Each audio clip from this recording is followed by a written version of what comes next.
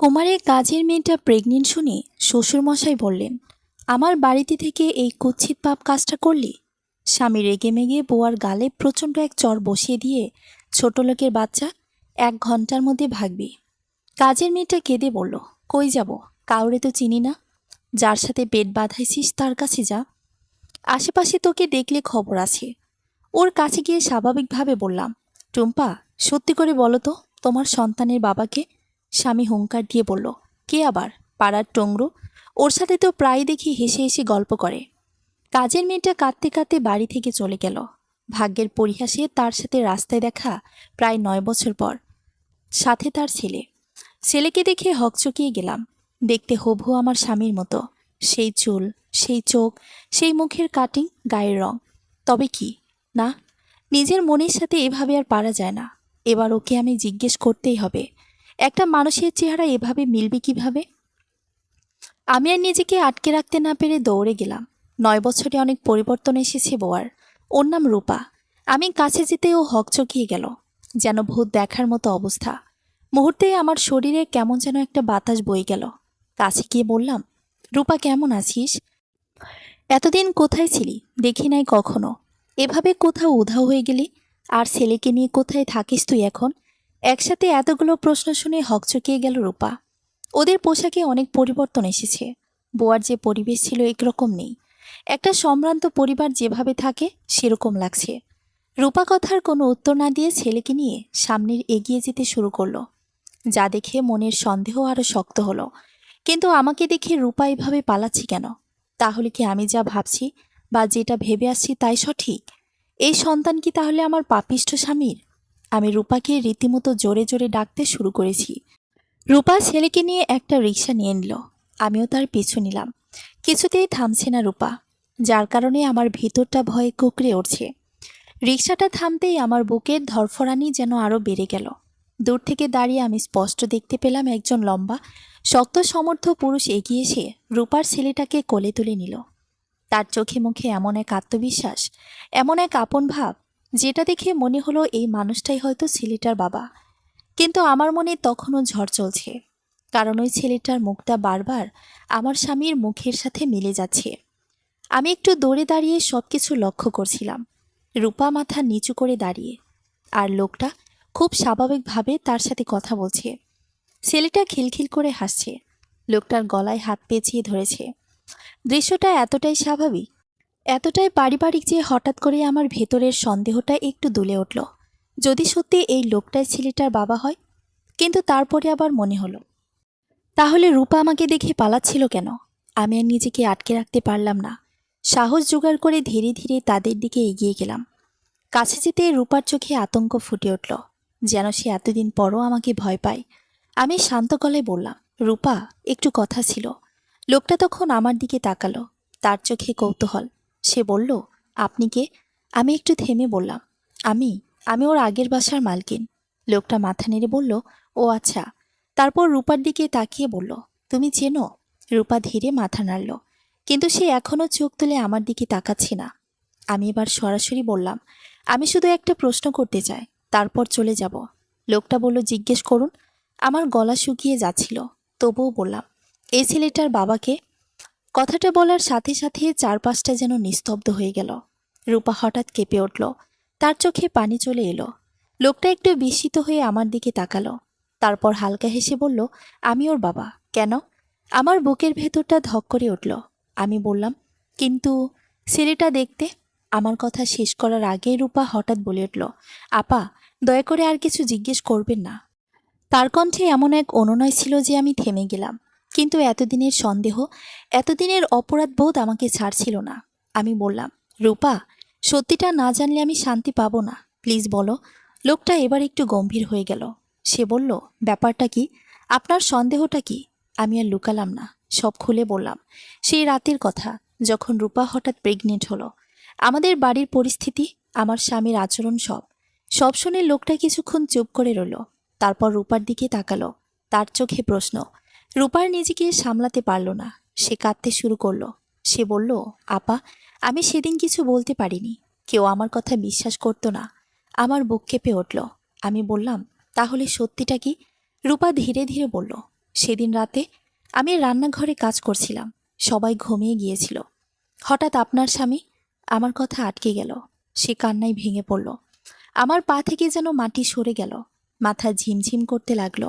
আমি ফিসফিস করে বললাম, না, এটা হতে পারে না। রূপা বলল।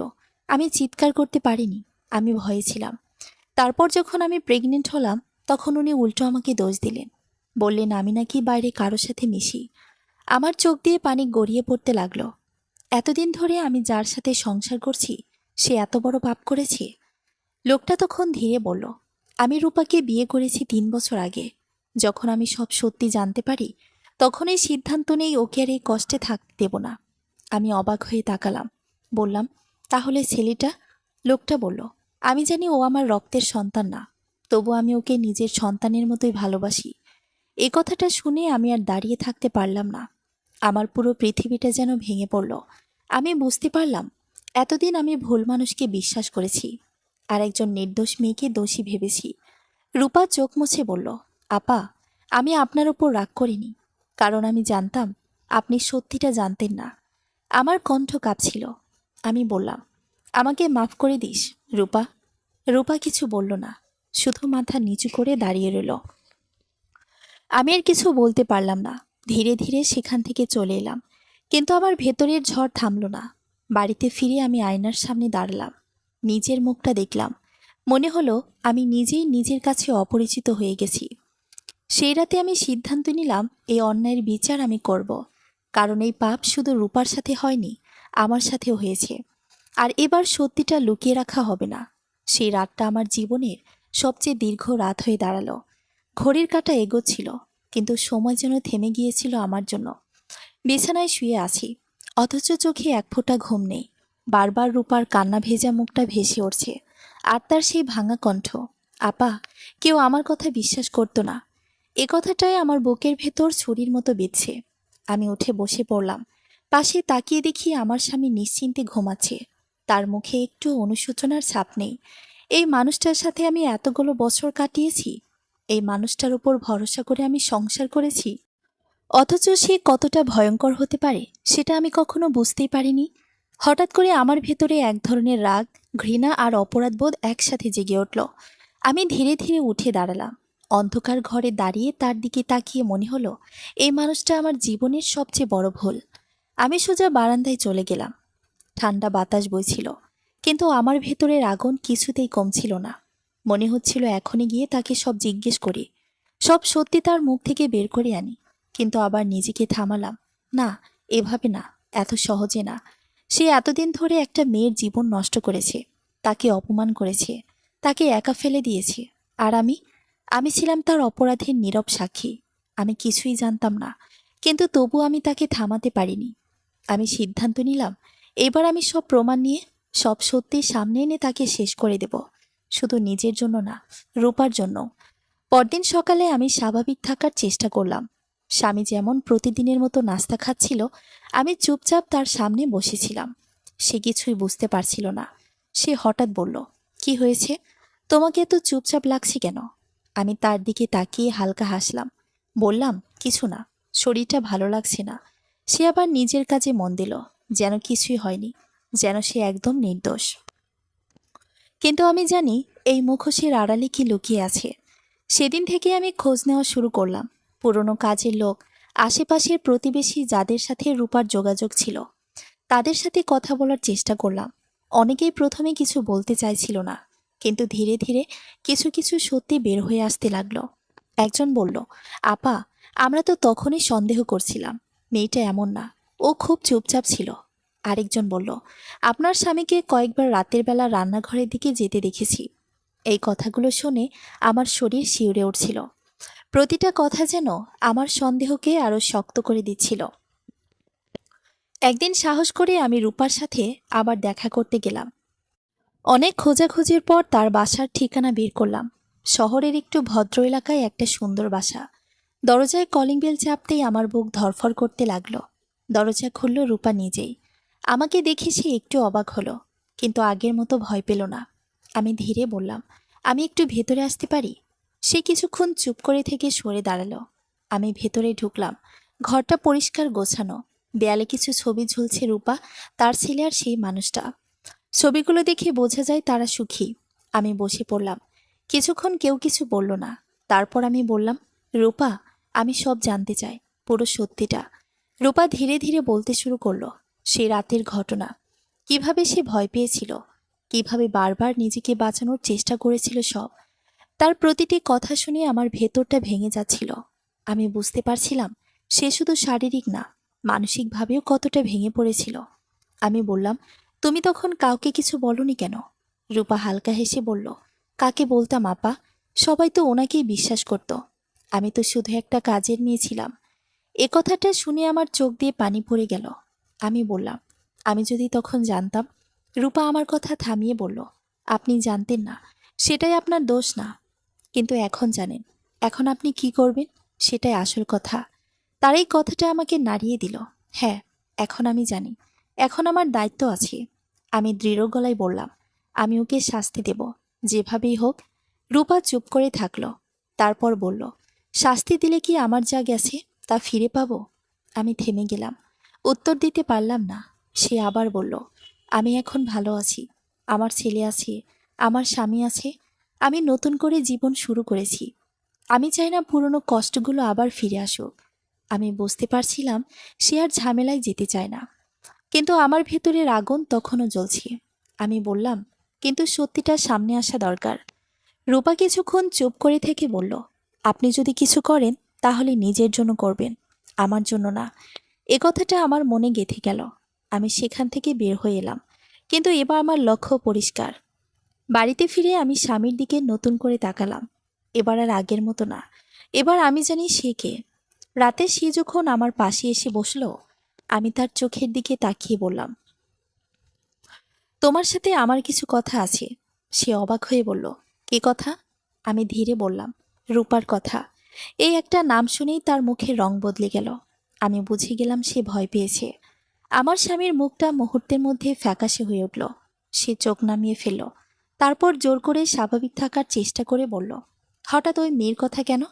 আমি ঠান্ডা গলায় বললাম, কারণ আমি ওর সাথে দেখা করেছি।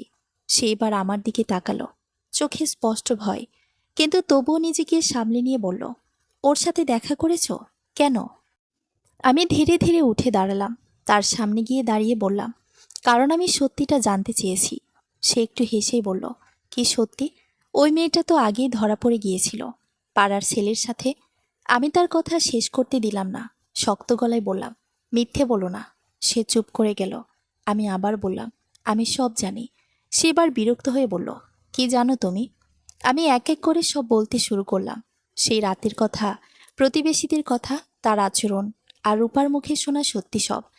প্রতিটা কথা বলার সাথে সাথেই তার মুখের ভাব বদলাছিল। প্রথমে অস্বীকার, তারপর অস্বস্তি, তারপর ভয়। শেষে সে চিৎকার করে উঠল, এসব বাজে কথা কে বলেছে তোমাকে? আমি শান্ত গলায় বললাম, যার সাথে অন্যায় করেছ সে বলেছে। সে হঠাৎ উঠে দাঁড়ালো, বলল, দেখো, এসব মেয়েদের কথা বিশ্বাস করে নিজের সংসার নষ্ট করো না। আমি হেসে ফেললাম, কিন্তু সেই হাসির মধ্যে কোনো আনন্দ ছিল না, ছিল শুধু ঘৃণা। আমি বললাম, সংসার? তুমি কি কখনো সংসারটাকে সম্মান করেছো? সে চুপ। আমি এগিয়ে গিয়ে বললাম, একটা অসহায় মেয়েকে জোর করে তার জীবন নষ্ট করেছো, তারপর উল্টো তাকে অপমান করে বাড়ি থেকে বের করে দিয়েছো। এটা কি তোমার কাছে কিছুই না? সে গম্ভীর হয়ে বলল, প্রমাণ আছে তোমার কাছে? এই প্রশ্নটা আমি আশা করেছিলাম। আমি প্রস্তুত ছিলাম। আমি ধীরে বললাম, প্রমাণ চাইছো? পাবে। সে একটু থমকে গেল, তারপর বলল, কি প্রমাণ? আমি বললাম, তোমার ভয়টাই সবচেয়ে বড় প্রমাণ। সে চুপ করে গেল, তার কপালে ঘাম দেখা যাচ্ছে। আমি বুঝতে পারছিলাম সে ভেতরে ভেতরে ভেঙে পড়ছে। কিছুক্ষণ নীরবতা, তারপর সে হঠাৎ নিচু গলায় বলল, তুমি কি চাও? এই প্রশ্নটাই আমার জন্য সবচেয়ে গুরুত্বপূর্ণ। আমি ধীরে বললাম, আমি সত্যি চাই। সে চোখ বন্ধ করে কিছুক্ষণ দাঁড়িয়ে রইল, তারপর ধীরে ধীরে সোফায় বসে পড়ল, যেন তার শরীর থেকে সব শক্তি চলে গেছে। অনেকক্ষণ পর সে বলল, হ্যাঁ, আমি ভুল করেছি। আমার বুকের ভেতরটা কেঁপে উঠল। এত সহজে? এতদিনের লুকানো পাপ এভাবে স্বীকার করে ফেলল। সে মাথা নিচু করে বলল, সেদিন রাতে আমি নিজের উপর নিয়ন্ত্রণ রাখতে পারিনি। আমি চিৎকার করে উঠলাম, এটা কোনো ভুল না, এটা অপরাধ। সে চুপ করে রইল। আমি কাপা গলায় বললাম, তারপর? তারপর তুমি কি করলে? তাকে দোষ দিলে, তাকে বাড়ি থেকে বের করে দিলে। সে বলল, আমি ভয় পেয়েছিলাম সব কিছু নষ্ট হয়ে যাবে ভেবে। আমি বললাম, তাই তুমি একটা মেয়ের জীবন নষ্ট করলে? সে কিছু বলল না। আমার চোখ দিয়ে পানি গড়িয়ে পড়ছিল, কিন্তু এবার সেই পানির সাথে ছিল রাগ, ঘৃণার এক অদ্ভুত দৃঢ়তা। আমি বললাম, তুমি জানো তোমার জন্য একটা শিশু তার বাবার পরিচয় থেকে বঞ্চিত হয়েছে? সে ফিসফিস করে বলল, আমি জানতাম না। আমি তীব্র গলায় বললাম, জানার চেষ্টা করেছিলে কখনো? সে মাথা নিচু করে রইল। আমি বুঝতে পারছিলাম এই মানুষটার প্রতি আমার ভেতরে আর কিছুই অবশিষ্ট নেই, না ভালোবাসা, না সম্মান, কিছুই না। আমি ধীরে ধীরে বললাম, আমি তোমার সাথে আর থাকতে পারবো না। সে মাথা তুলে তাকালো, চোখে আতঙ্ক। বলল, তুমি কি বলতে চাচ্ছ? আমি স্পষ্ট করে বললাম, আমি এই সম্পর্ক শেষ করতে চাই। সে উঠে দাঁড়িয়ে আমার কাছে এলো, বলল, একটা ভুলের জন্য তুমি সব শেষ করে দেবে? আমি পেছনে সরে গেলাম, বললাম, এটা একটা ভুল না, এটা একটা জঘন্য পাপ। সে চুপ। আমি বললাম, এতদিন আমি অন্ধ ছিলাম, কিন্তু এখন আমি সব দেখি। আর এই সত্যি জানার পর তোমার সাথে এক ছাদের নিচে থাকা আমার পক্ষে অসম্ভব। সে হঠাৎ বলল, সমাজ কি বলবে? আমি তীব্র হেসে উঠলাম, বললাম, সমাজ? যখন তুমি ওই কাজটা করেছিলে তখন সমাজের কথা মনে ছিল? সে কোনো উত্তর দিল না। ঘরে আবার নীরবতা নেমে এলো। আমি ধীরে বললাম, কাল আমি চলে যাব। সে হতবাক হয়ে দাঁড়িয়ে রইল। আমি ঘরে চলে গেলাম, দরজা বন্ধ করে দিলাম। আয়নার সামনে দাঁড়িয়ে নিজেকে দেখলাম, চোখ লাল, মুখ ক্লান্ত, কিন্তু ভেতরে একটা অদ্ভুত শক্তি অনুভব করলাম। এতদিন পরে মনে হলো আমি নিজের জন্য একটা সঠিক সিদ্ধান্ত নিতে যাচ্ছি। পরদিন সকালটা ছিল অদ্ভুত শান্ত। আমি নিজের জিনিসপত্র গুছিয়ে নিলাম। স্বামী চুপচাপ বসেছিল, সে কিছু বলছিল না। আমি দরজার কাছে এসে থামলাম, একবার ঘুরে তাকালাম। এই ঘর, এই মানুষ, সবকিছু আমার জীবনের একটা অধ্যায় ছিল, কিন্তু এখন সেটা শেষ। আমি কোনো কথা না বলে বের হয়ে গেলাম। বাইরে এসে গভীর একটা নিঃশ্বাস নিলাম। মনে হলো অনেকদিন পর আমি মুক্ত বাতাস নিচ্ছি। বাড়ি ছেড়ে বের হওয়ার পর আমার মনে হয়েছিল সব কিছু শেষ হয়ে গেছে, কিন্তু আসলে সেদিনই আমার জীবনের নতুন অধ্যায় শুরু হয়েছিল। এক অদ্ভুত শূন্যতা আর দৃঢ়তা একসাথে কাজ করছিল আমার ভেতরে। কোথায় যাব, কি করব, সব কিছু অনিশ্চিত। তবুও মনে হচ্ছিল আমি ঠিক পথেই হাঁটছি। প্রথম কয়েকদিন আমি এক আত্মীয়ের বাসায় ছিলাম, কিন্তু সেখানে বেশি দিন থাকা সম্ভব হলো না। চারপাশে ফিসফাস, প্রশ্ন, কৌতূহলী দৃষ্টি, সবকিছু আমাকে মানসিকভাবে ক্লান্ত করে তুলছিল। সমাজ খুব সহজে বিচার করে, কিন্তু সত্য জানার চেষ্টা খুব কম মানুষই করে।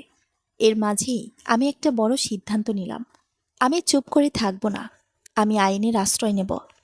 অনেক খোঁজাখুঁজির পর একজন আইনজীবীর সাথে যোগাযোগ করলাম। সব ঘটনা খুলে বললাম।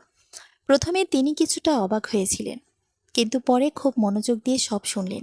তিনি বললেন, প্রমাণ জোগাড় করতে হবে, যতটা সম্ভব শক্ত প্রমাণ। আমি জানতাম কাজটা সহজ হবে না, কিন্তু আমি প্রস্তুত ছিলাম।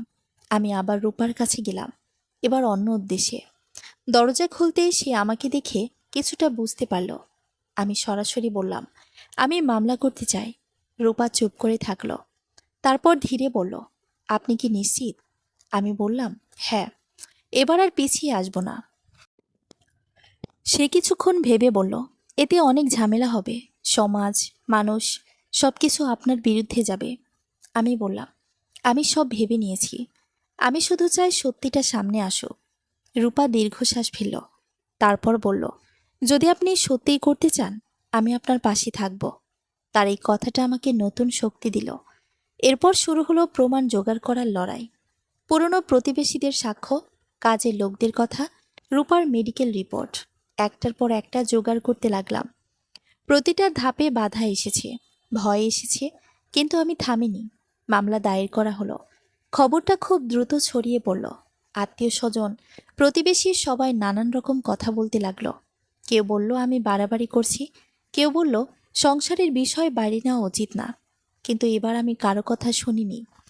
কোর্টের প্রথম দিনটা আমার জীবনের অন্যতম কঠিন দিন ছিল। আমি যখন সেখানে দাঁড়ালাম, আমার স্বামী আমার দিকে তাকালো। তার চোখে অনুনয়, ভয় আর রাগ সব একসাথে। সে চেষ্টা করছিল সব কিছু অস্বীকার করতে।